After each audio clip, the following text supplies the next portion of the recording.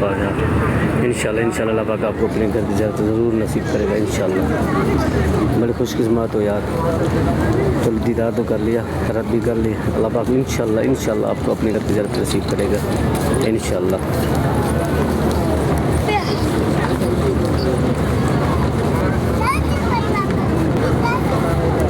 Thank you miss Khan. अल्लाह पाक आपको खुश रखे, हंसता हुआ मुस्कुराता हुआ रखे।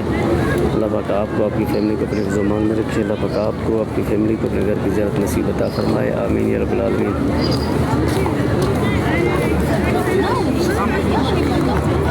अल्लाह पाक आप सब को अपने ज़ुबान में रखे। अल्लाह पाक आप सबकी जो भी परेशानियाँ वो दूर फरमाए।